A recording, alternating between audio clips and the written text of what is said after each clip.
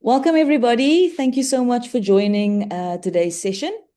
My name is Lauren. I'm a Senior Education and Training Associate at JPAL Africa.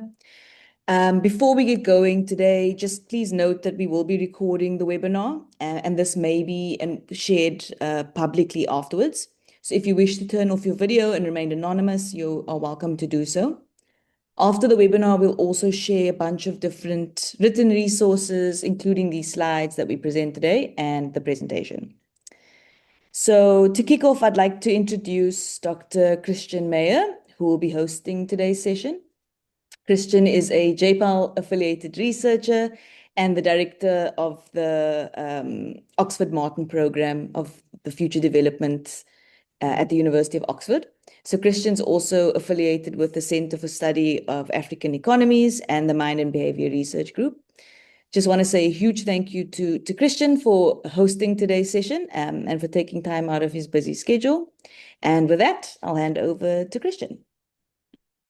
Yeah, thank you so much, Lauren. It's great to see all of you, so many folks here. I'm grateful that I have the opportunity to do this again, and grateful to see some of our amazing panelists and co-hosts, co-creators of this here already joined with us, including Adina, who I still see here on the screen. I don't know who else has joined us in the meantime. But I think it's going to be a fun session.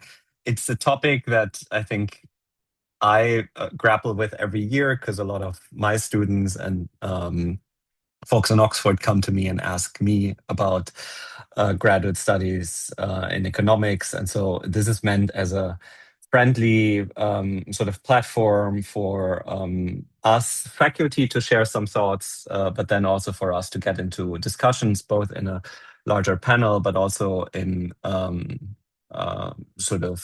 breakout groups that follow this.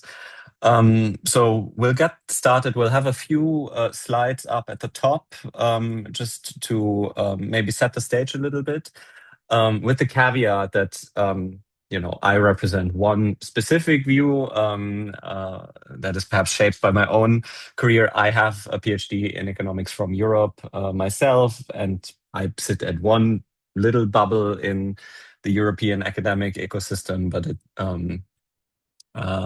the other panelists, I would love for them to come in and share and sort of interrupt me if you feel that there's anything you want to add to this. So we'll start with 30-ish minutes now, going over some of these broad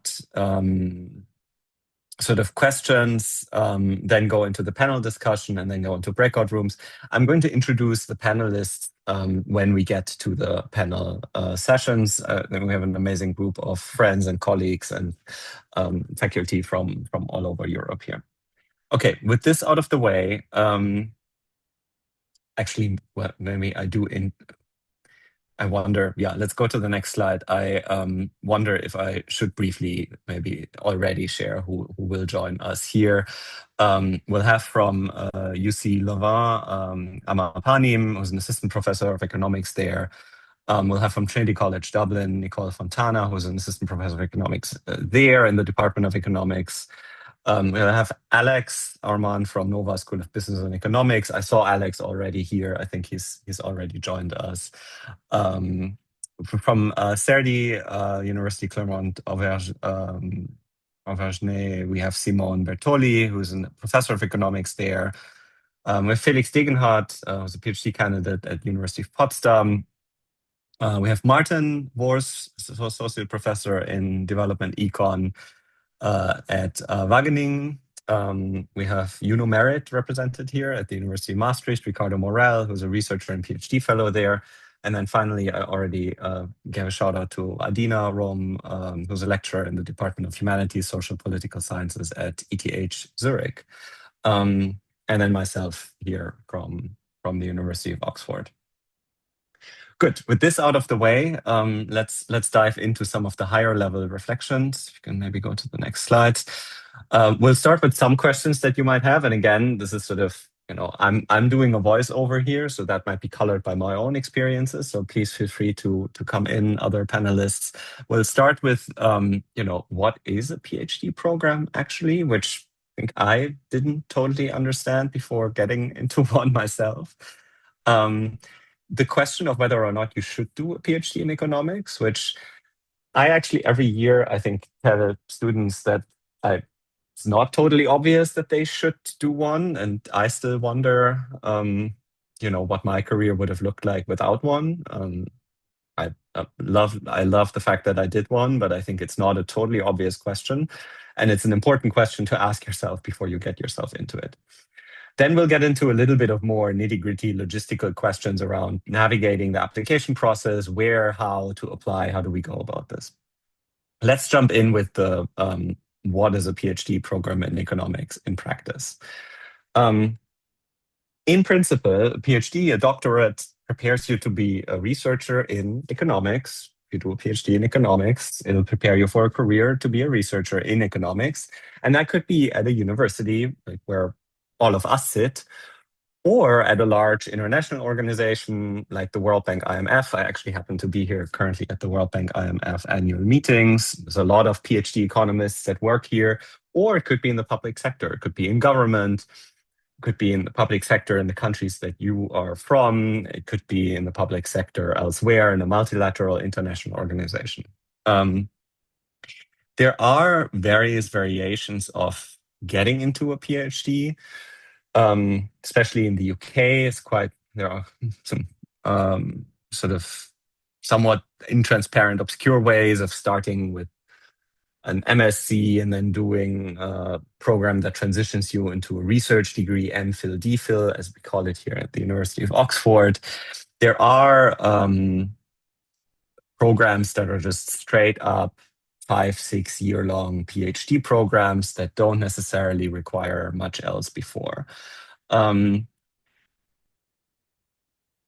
is a generic requirement that especially if you go into a traditional US style 5-6 year long PhD program,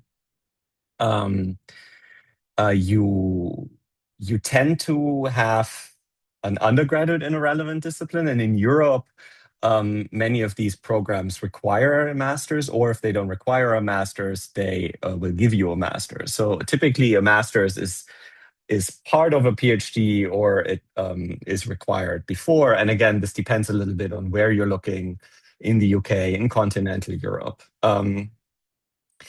Typically, there are 1 to 2 years of core coursework, right? This is the most, perhaps in some sense, the most challenging sort of going back to school moment, where you're going to spend building the foundations that you need as a researcher to be your own researcher in the field. So you spend typically the first year building foundations, micro, macro, econometrics, mathematics. These typically go far beyond what you have done in existing masters if you come with a master's. And in the second year, you typically then specialize in specific subfields. You might have to take a number of sort of subfield courses. You might be able to specialize already into some that you're more interested in. It depends a little bit on the program. Programs handle this a bit differently, but this is where you start to specialize into an area that you're more interested in. The first year sort of gives you the vocabulary so that you can be you speak the language of the profession, essentially. And I think that's one of the things that makes a PhD in economics a PhD that is so universally useful if you are working in economics adjacent fields, is that it gives you this sort of common vocabulary and a common way of thinking about social science problems, right? After you're done with that sort of coursework, you start towards the end of the second year, start working with a supervisor, you start getting paired with a supervisor, you might get a primary supervisor or secondary supervisor, which then helps you transition from that very, very structured coursework phase into a more independent dissertation writing phase. And that can be quite a stark difference, right? You spend 2 years being extremely focused on getting problem sets done, keeping your head down, getting through the materials. And then suddenly, after you pass your comprehensives, whatever the program requires you to pass at the end, you will be left in this wide ocean and be your own academic young researcher. And that's when the research process, that's when you start to learn about what it actually means to be an independent researcher, right? And this is where you start working with your supervisor, with your primary supervisor, maybe you have a secondary supervisor, to identify your own research questions and then try and tackle them in whatever way you think is interesting and useful and appropriate. This is where it starts to matter who you choose as a supervisor, and we can get a little bit more into the detail there, but at the top is it is useful to think about where to go, not on the basis of one specific person. I think it's a mistake to say, hey, look, I really want to go to Nova because of Alex. Alex is the only reason why I want to go to Nova, and that's it. And if Alex leaves or goes on a sabbatical, then I don't know who else I could work with. I'm picking on Alex here because I see Alex on my screen. Sorry for that, but I tend to think it's a bad idea to just go to one place for one specific person, because you'll want to have sort of a portfolio of different people that you can tap into. But we can go a little bit more into depth there in the discussion. But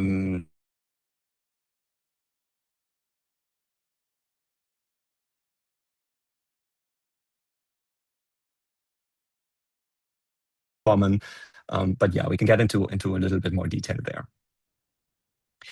Typically then, when you're in this phase of starting to do your own research, you will have to have 3 papers. They may or may not be on the same topic. They may or may not be related.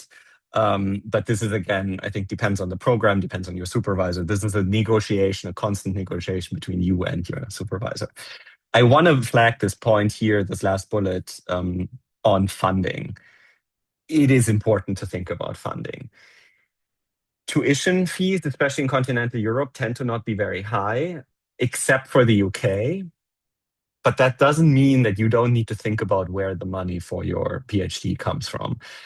You can work on the side. Many programs provide opportunities to to teach in undergraduate programming, master's programming, to have some income stream. Many programs provide some sort of bursaries that can support graduate students. Think twice or 3 times or 4 times about getting into a program that doesn't offer you funding. I would be very, very careful about this. Think very carefully about what you're not going to do over the next year, but over the next 2, 3, 4, 5 years.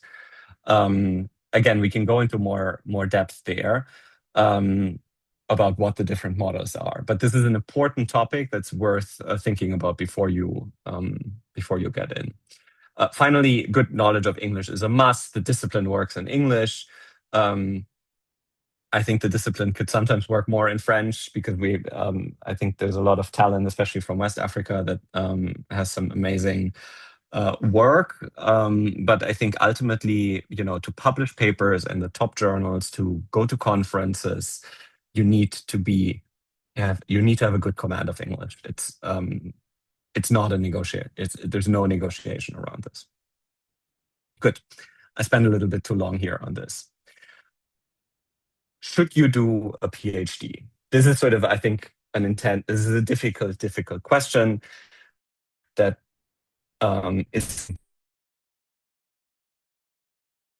discussed periods of time in your life. It is very costly in terms of you need to keep your head down. And I can speak for my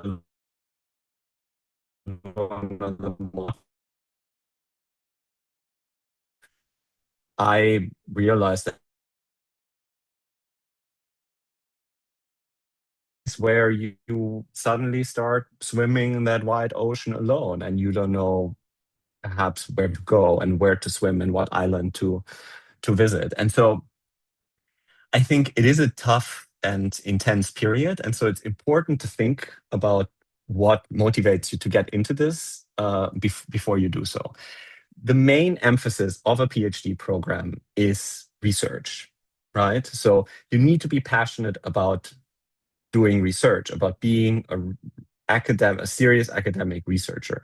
You will need to be excited about using rigorous social science methods to answer important questions that sort of impact societies, that impact how people navigate labor markets, people navigate healthcare systems, people navigate taxation systems. I think economics is a wonderful discipline because it gives you a toolkit to answer a lot of important questions.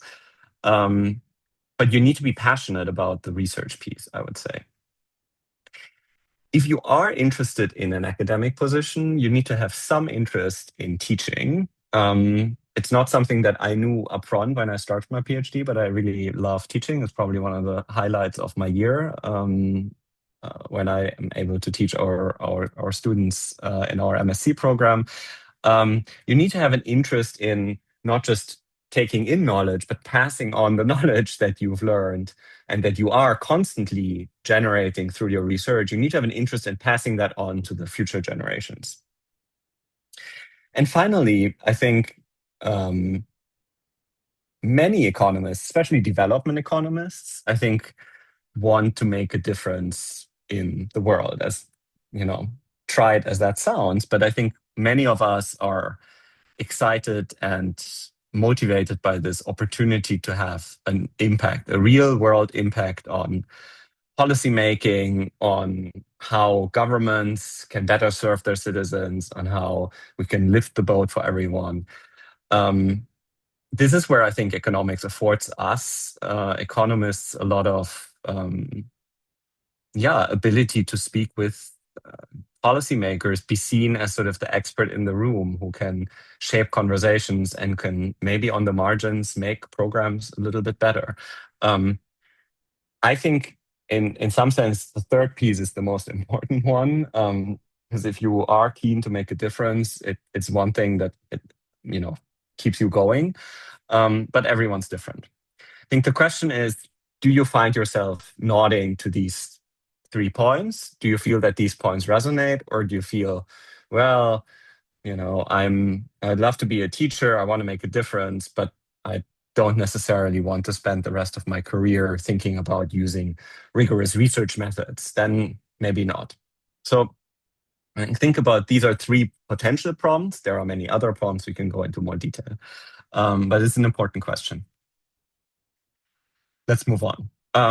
Navigating the application process, I'll be a little bit quicker here because this sort of, we can talk in more detail about the logistics. But what is important across universities? It's important to check the specific university that you're applying to, but across university is that you have to bring quantitative coursework in mathematics and statistics, calculus, linear algebra, real analysis, probability and statistics. I realized this in my first year that I had taken some additional classes before my PhD program, especially in linear algebra and real analysis, topology, and that was really helpful to sort of freshen up what I had learned a long time ago.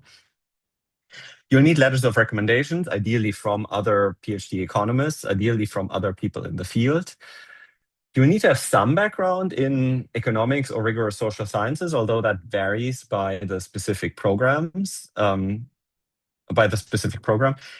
You often need a GRE, although that also starts to differ more and more. And then I think I see more and more programs that don't necessarily make that a necessary input, although it is useful to have. Once you clear a certain bar of quantitative score on the GRE, it can be a useful signal.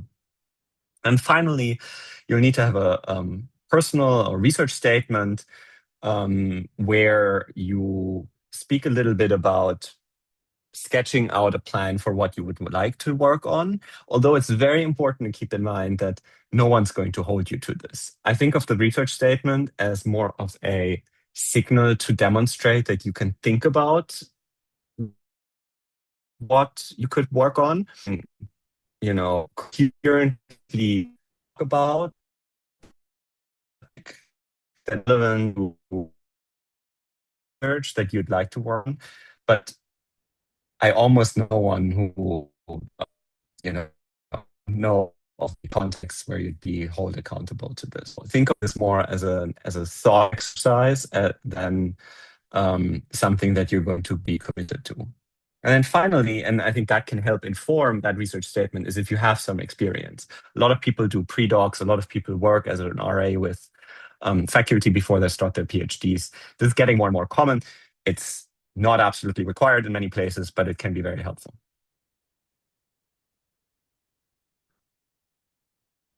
And then finally, where should I apply? Where should I go? It's worth saying that there are many, many, many schools, and the application process is incredibly competitive. And it would be a lie to say that the various boards that are admitting students are extremely precise, especially on the margins. So there is a large element of randomness. I've been involved in admissions. I've applied myself to PhD programs. There is a tendency, you tend to get into, there are sort of certain schools that you might want to think about as sort of more ambitious reach schools that you could maybe try and apply. There are schools that might be sort of the right level for your background, your experience that you bring to this. And there might be schools that you would call safety schools that are perhaps sort of easier to get into. But even those are an indication. I can speak about my own PhD application process. I applied to, I think, 30 different schools, mostly in North America. I got into some schools that I would have never thought I could get into, and I did not get into some of my safety schools. So there is a lot of noise throughout that process, just because the signals that you applicants send are quite noisy and the admissions processes are very, very imperfect. But it is worth applying to multiple programs. Ultimately, because there's so much noise, it's also a bit of a numbers game. And the marginal costs of applying to another school, once you have prepared the materials, once you have your recommendation letters, once you have the personal statement or the research statement done, are relatively small. It is worth looking a little bit at faculty who are in the various programs. As I said up front, I think it's not ideal to go to a specific department because of one faculty member, but it is useful to read through the faculty profiles and in your letter to that school, signal who you'd like to work with and why. Again, point here is think a little bit about 2 or 3 people in each department that you could work with, even if your top preference falls through. I think that's it here. I will maybe pause briefly to see if any of my amazing fellow panelists have anything else to share on these higher level reflections before we get into the panel discussion.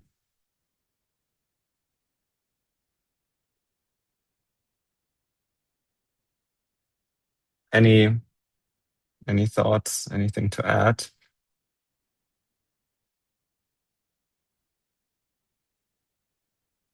No. Okay. So then maybe we go into the panel discussion. I've already introduced everyone earlier on. I will prompt them with some questions. Oh wow, here there is even my question. I will prompt them with some questions, and then maybe open it up a little bit to the broader room. Let's start with Amma Pamim from UC Louvain and ask, what does a good motivation letter look like? How should we think about these motivation letters? Who are we going to ask? How are we going to ask? What should go in there? Who's a good person? What are you looking for in these letters as you read these letters? Tell us a little bit. Hi, good afternoon, everyone. Thanks, Christian. Nice to see you. So I think the first thing I'd say is a lot of our admission process is based on things like the grades that are submitted and the rest of the package, and a little bit less on the motivation letter. So we should think of the motivation letter as a complement to having a strong package, which I think we'll discuss in the rest of the discussion. I think what makes a motivation letter stand out is, and how it's used is, in fact, to try to discriminate between people who seem equally good in other parts of their package, is someone who demonstrates an interest in research and someone who's able to demonstrate or give some sense that they know what they're getting into in a PhD. And so what that means in practice is, I think we're often looking to see that people are not just doing a PhD because it sounds good, because it's the next logical step, but because they have some interest in research. They have some ideas of research questions. They have some ideas of how they may want to use a PhD, and it's not just to get a better job. And it's very clear to all of us that the research question will change. So it's really not about the specifics of the research question, but it's about framing the motivation in terms of an interest to do research, an interest to deepen skills in thinking about questions and applying economics methods to them.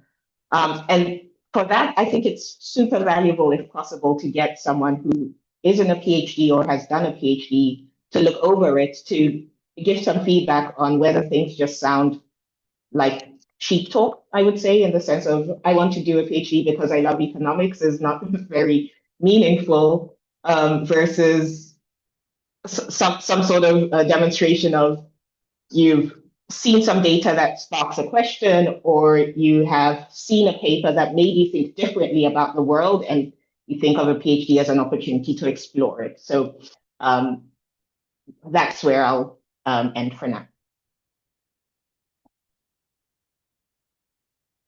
Thank you so much, Lauren. Can I get a quick check-in from you? Should we keep going, or should we see if there are any immediate questions to that? Do we have time for that?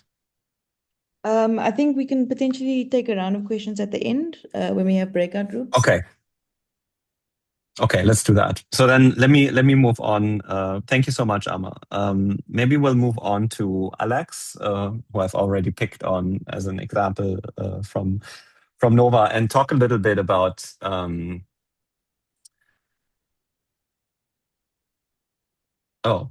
this is okay. I made a wrong note here about also about the letters of recommendation, and to talk a little bit about who they should ask and what you're looking for in these letters. Yeah. Sorry, this was I set you up there wrongly, or I set up Amma wrongly by misreading my notes here. It's correct. It's correct. Good afternoon, everyone. And you pick up the right example because I'm actually on sabbatical this year. So, your example was perfect. So let me say something about reference letters. So as Amma was saying, this is not the most important. It's just parts of many important components in the application. So it should be considered always as, I should think always about a package that I submit rather than just I should focus on that. So concerning letters, let me try to address these on 3 points. So first point is who to ask. Right, so ideally, the person you should ask for a reference letter should be a research economist first, and research economists who know you or your work relatively well. So this doesn't have to mean that you want to aim someone famous or with a European PhD.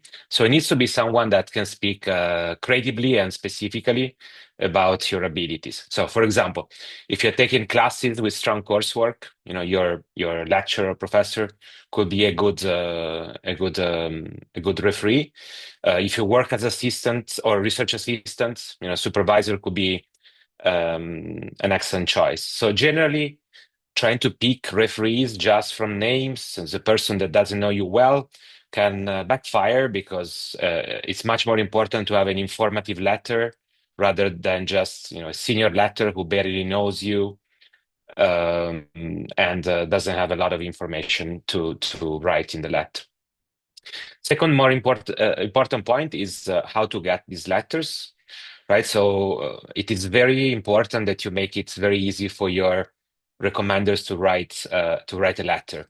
Okay, so this means that you should approach them as early as possible. So you should give them time to write the letter. So don't write a request in the last week or in the last few days, because that can lead of rejection to write, or can just lead to a person writing a very generic letter.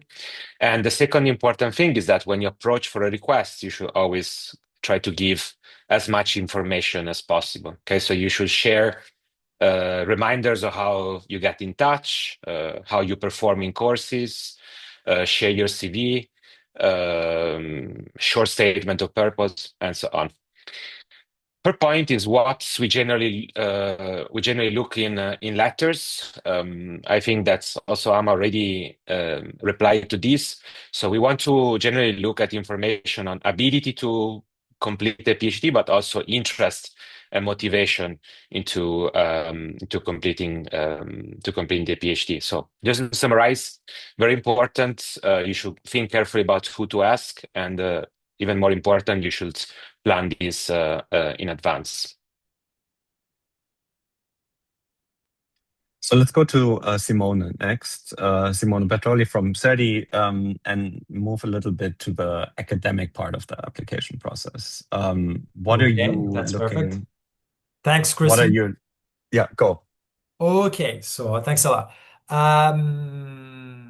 What are we looking for in terms of academic preparation? What are the things that we're gonna check? So the first thing that we're gonna consider is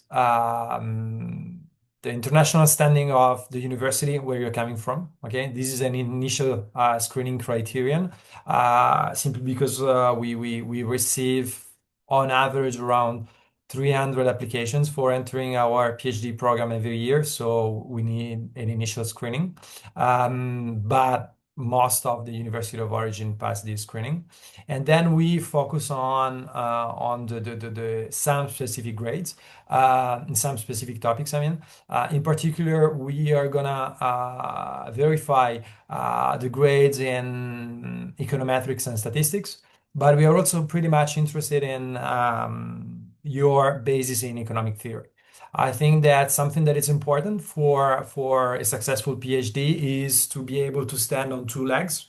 We don't want to have just PhD candidates that are excellent when it comes to running models, but we want to have candidates that have a solid understanding of where, for instance, the specification that they have brought to the data is coming from. So if you have top grades in quantitative methods, but fair to poor grades in theory, you're not for us a good candidate. Okay, we want really to have a good basis on both fronts. Then the clearly academic systems differ from one country to another. So what we have now obtained is a fine-grained knowledge of the grading system of the typical countries of origin of our PhD students. Around, I would say, between 3/4 and 80% of our PhD students originate from sub-Saharan African countries. So we have a fine-grained knowledge now of the various grading system and the quality of the institutions in the different countries. So this is important, and I would say that's all for now on my side. Thank you so much, Simone. Okay, let's next go to Nicola Fontana from Trinity College and think a little bit about preparing yourself during a master's program that you may have done, you might have done, or you might be thinking about doing to then continue on to a PhD. Do you think that that folks should move straight to the PhD, take a break, work as an RA? How do you think about this in your admissions process? Thank you so much for putting this together. It's a complicated answer here to provide, and gonna share some personal opinion and some views that we have in the department. What I think it's important, echoing a little bit what has been said, we're looking for well-rounded candidates. So we're not really looking for one specific aspect, but rather to have a complete package. That's the ideal. That's easy to say, I guess. That means that we always appreciate when students kind of challenge themselves during the master. So they try to take different courses, not only maybe super intensively in applied microeconometrics, but rather they try to venture around and so also attempt the macro series, the micro series, the econometric series already at the master level. We do know that there are good programs that provide full, let's say, full coverage of these topics. We do also think that the master is a good opportunity to get a strong letter, right? I mean, if you're writing a good thesis, that's an easy way to get a strong letter. So I would encourage you to try already during your master, if you're doing one, to reach out to a supervisor that you think that would be a good letter writer, try to provide already a good piece of potential, even a first chapter. We've seen candidates that took their master thesis up to the PhD and became one of their chapter of their thesis. So challenge yourself and try to make the best of the time of this. In terms of gap year, I think it between the master and the PhD, or between the undergrad and the PhD, I think again it really depends. PhDs nowadays are such a long journey, it's 6 years. So the idea of adding another year can be extremely painful for someone. I added 2, to be honest. I had 2 years in between my master and my PhD, and were the 2 best years of my life. I could afford it. I mean, I was lucky. I was first. Not everyone can afford this, right? I was lucky enough to find someone willing to pay me for staying there 2 years, and I learned a lot. Got a paper out of it, so I'm definitely on a selected sample, as everyone I think on this panel. But if you have the opportunity, we do think it's valuable because it exposes you to a very good researcher most of the time. It exposes you to the pain of doing research every day on a daily basis, which is something that you're gonna experience during your PhD. And so we do think it's valuable. Again, it's another way of getting a strong letter potentially, if you find a good supervisor, a good person that is willing then to write a letter for you. So my suggestion is go for it if you have the opportunity. We want personally, we as TCD, we don't penalize students that take even more than 2 years. I mean, some of our stronger candidates are actually coming from serious work experiences, and then they decide to go back to education.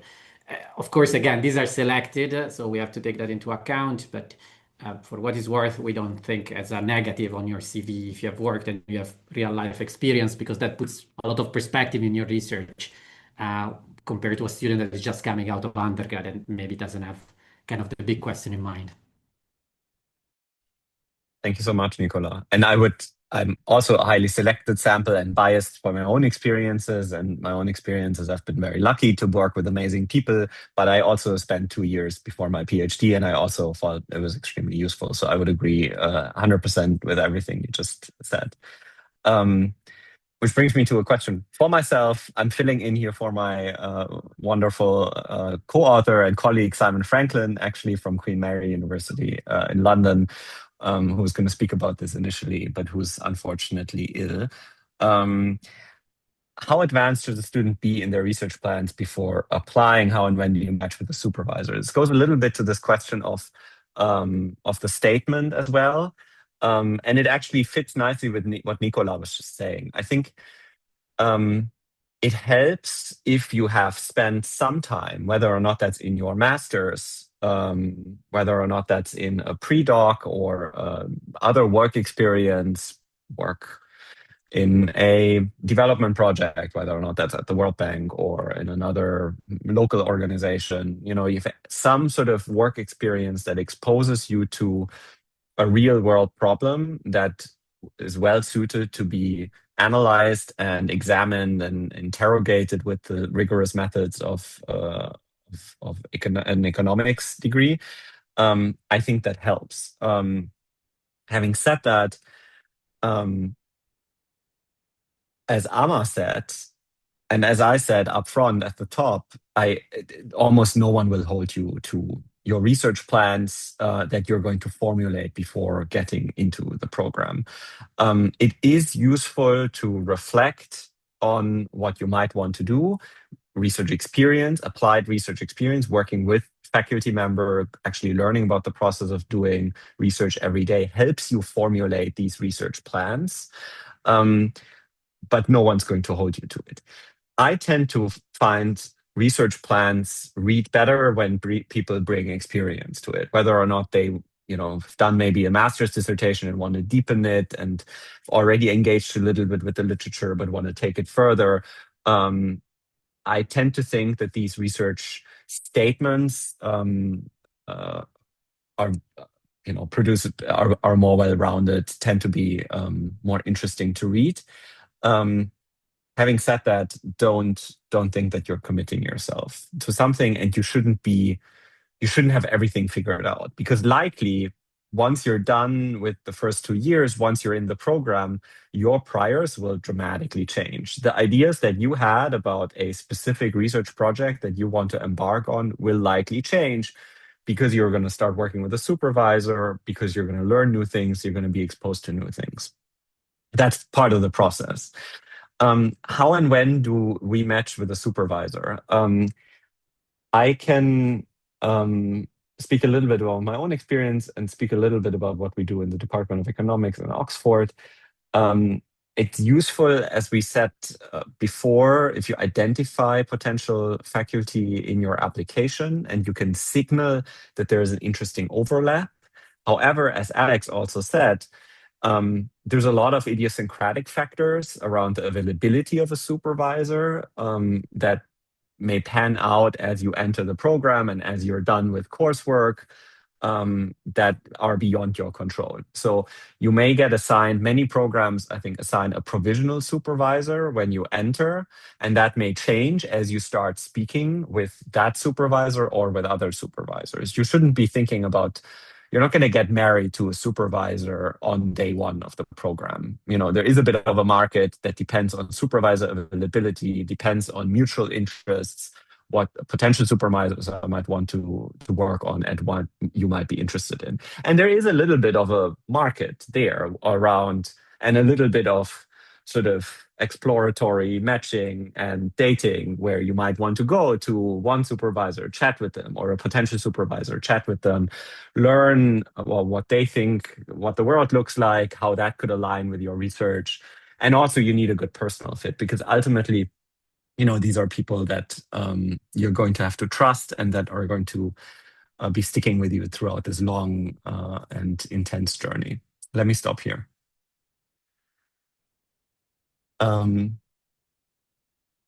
Which brings me to our next question, to Adina Rom from ETH Zurich, and see if maybe, Adina, you can speak a little bit about something that is particularly relevant for continental Europe, which is this chair system that many continental European universities have. How is this different from a department system?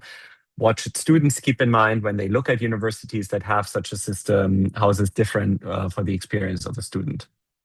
Adina, over to you. Yeah, sure. Thanks a lot. And hi, everyone. It's wonderful to meet you. So ETH Zurich has a chair system, and a number of universities in Europe do. And there, basically, when you apply for a PhD, you apply directly with a professor.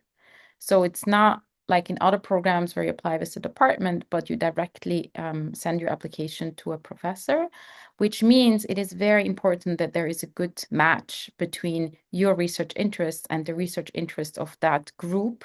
And it also means you should know exactly what they are researching on. So really read carefully the research of the relevant group that you're applying for. In most cases, they have a job opening. They really have like they're looking for a PhD, sometimes even on a specific topic. And then you can respond to a specific opening, a little bit more similar, like you apply for a job.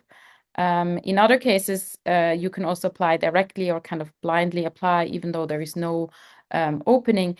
It also makes sense to see a bit who is working with that person. Maybe you can have an informal conversation before.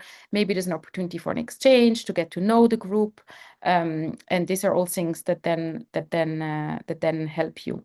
But then basically, once you get accepted, you are accepted in that chair, in that research group, and you're going to do your research with that specific professor who will then be your supervisor for your PhD. Then depending on the university, you always have more than one supervisor, and depending on the university, there's different points in time when you bring in your other supervisors. I don't know if this is the right moment, but I wanted to tell you all very briefly about a support program that is called GAIN. It's a graduate application network, and I will post the link. Okay, I get a thumbs up. So this is I think a really wonderful program that we set up in particular to support students from the African continent who are applying for PhDs in economics. And you have a number of general sessions similar to these, but going a bit deeper into every part of the application process. And then if you ask to do some homework and you get support with that. And then for those who enter the next stage of the process, you get a mentor.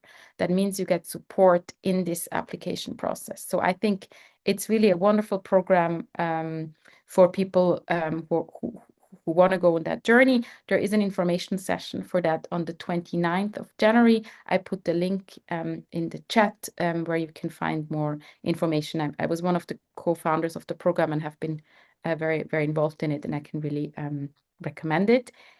And then I have a specific, okay, good, I get more applause. I have a very specific funding opportunity with my university at ETH Zurich, which I also put up here.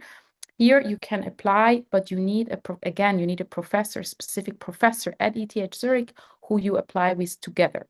So it means if you're interested in that scholarship for a PhD, you need to reach out to a specific professor, and then you can apply together for it. If you have any questions, you can also reach out to me personally. Thanks, and sorry for the brief additional points. No, I think this is no need to. This is fantastic, and I think it's a fantastic initiative. And thanks for flagging it. I was actually wondering about this and how it fit. How do we sort of give this a stage? So no, excellent. Thank you, Adina. Awesome. Moving on, maybe to another sort of specific lens here. We've sort of heard about the chair system, which is also quite common in Germany, where I happen to be from, and can be quite can be interesting to navigate. Over to Martin Wors from Wageningen, who can talk a little bit about the sandwich PhD program that they have. Yeah, thanks, Christian, and hello, everybody.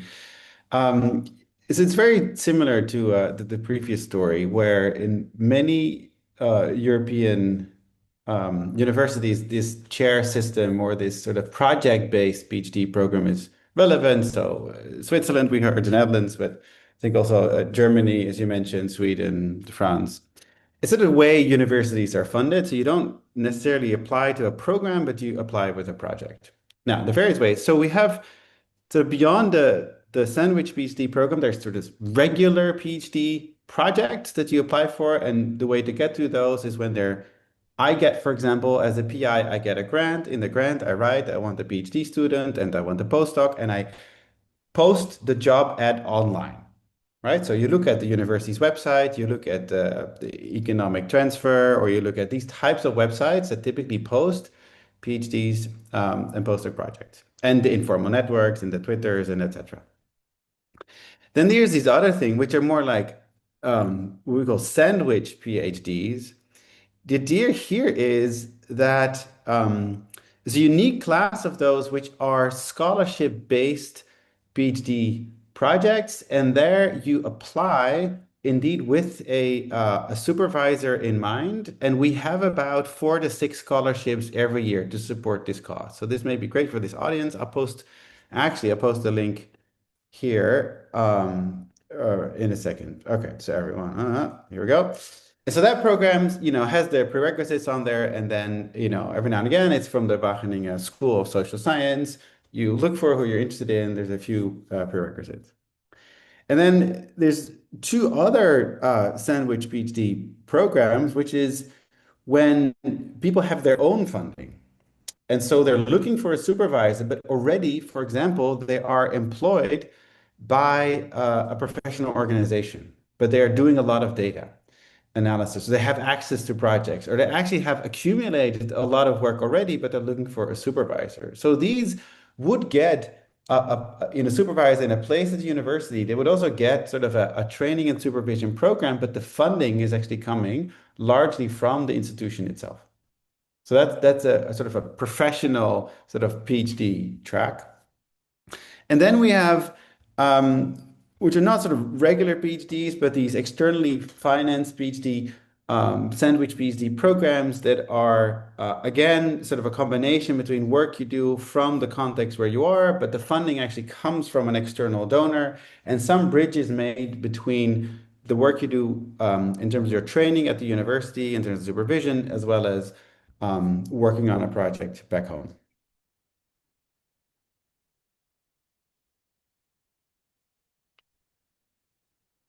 Okay.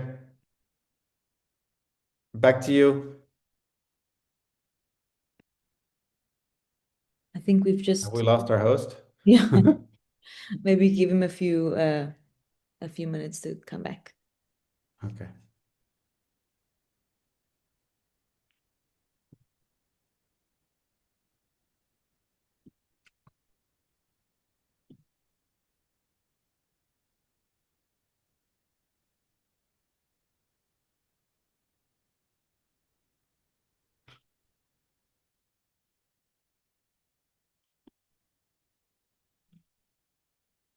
I'm wondering if perhaps otherwise we move on to the final two questions.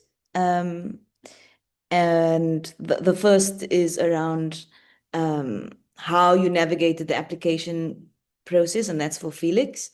And then we can go on to hearing from Ricardo about his experience as well. Maybe I'll just hand over to Felix for now. Yes, thanks, Lauren, and yeah, thanks for having me, and great that you're all here. I don't want to overload this because this is only my personal experience, and I think you heard already a lot of input. So maybe just I think the most important part that retro perspective was very helpful is that you really think about early when and where to apply. So now you're probably not in the phase of where you already finished your master, but a little bit before, and then you can still take courses. You can still talk to potential people that write reference letters. You can still talk to anyone who might help you on the way and incorporate all the things that you just heard. In general, though, I think what helps is to make this overwhelming process of applying to North American or European programs. To structure this a little bit is to just create an overview of programs that there are and how well you might think that they would fit you and your interests, or also your preferences for locations and where you might go, because this is a really big decision to join such a program.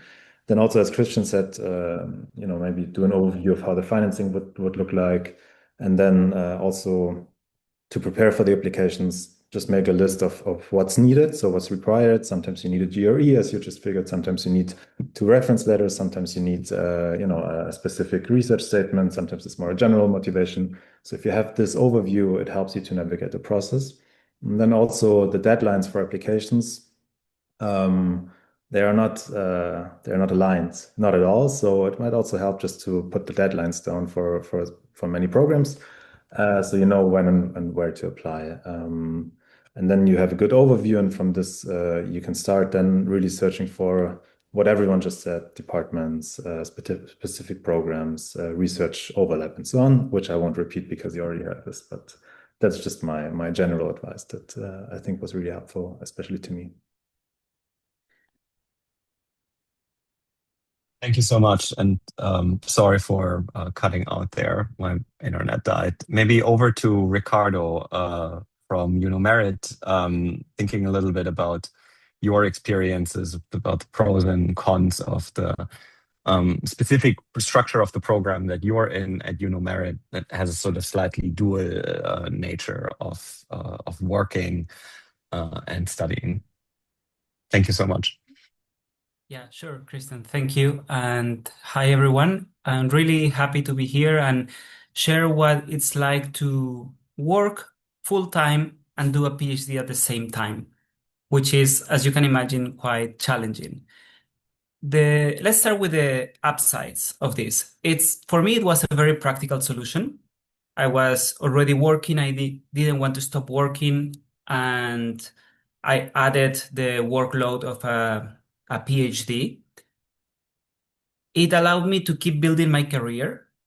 So I didn't pause any kind of professional development there. And in the end, I would say in my case, personally, it paid off. It led to career growth, a promotion, a new job after that. So it was good. It's also very flexible. That can be a risk as well, because if it's too flexible, you might fall in a downward spiral of like you need to be accountable for yourself. But I would see it as a pro, as a benefit, as an advantage, that you can manage your own time and arrange your research projects to fit your schedule, to make it work for you. So it's a lot on your decisions and your discipline. But it's not all roses. Of course, there are many challenges as well. I would say the main challenge is time constraints. Some days, some weeks, including weekends, might feel like really daunting, like a marathon. You're running with deadlines from work, deadlines from the PhD, calls with supervisors, calls with stakeholders at work. So it can be really challenging to have some breathing room. And then consider that you are going to be making, whether you like it or not, some sacrifices at the personal level. So time with family, especially if you have children, time with friends, you will have to put aside to work on your PhD. There's also the financial side. Like these programs are a bit different from the traditional ones. Usually they are a bit more pricey than the full-time PhDs. There are less scholarship opportunities for these type of programs as well. So you have to take that into account. And based on what previous colleagues have said, this is a long journey. So it can take 5 years easily, 6 years. In my case, it was 7 years. So you need to really, do some projections of how much you can afford financially to do this on your own, or to try to find some scholarships externally, because the university, at least UNU Merit, Maastricht University, does not support scholarships for this specific type of PhD program. Also take into account that dropout rates are pretty high, because it's really hard to manage the workload of both your professional job plus the time you are spending in the PhD. So it's a very open question. Should you go for this? I would say you should do it only if you are okay with those time demands that I mentioned. If you can either afford it financially or you find funding somewhere, and if quitting your job is not an option. Like if you could quit your job and do a full-time PhD, probably I would go for that track. But if you cannot quit your job for any reason, I would say you could consider this. In terms of what happens next, just to wrap up, I think this is something important to consider about the profile that you are building yourself in terms of becoming a doctor, no, a PhD. Most likely, if you are working, you are looking for jobs outside academia. So I would say if that's your track, this type of program can work for you. If you're going for academia, I would say go for a full-time PhD. But if you're thinking of working in research organizations like IPA or JPAL, for instance, I work for IPA. If you want to work with think tanks, if you want to work in research teams, in NGOs, in governments, in multilateral agencies, maybe this is the right path. So all in all, I think it's doable, challenging, it's a balancing act. So yeah, up to you. Let me know if you have questions. I'm happy to answer via email. So feel free to reach out. Back to you, Christian. Thank you so much, Ricardo, and thanks, Felix. I mean, I think that the one theme that I'll just pick up on here again, Ricardo, is funding, right? So funding is an important underlying issue here, and I've been seeing a little bit of the questions in the chat here, which all relate to this. And I think it's important that you think about this. Don't get yourself into financial trouble for a PhD. Okay, thank you so much. Moving on a little bit, I think I'm looking at the time, so probably we shouldn't spend more time in the larger plenary and maybe go straight to the breakout rooms. Lauren, would you agree with that? I see you nodding.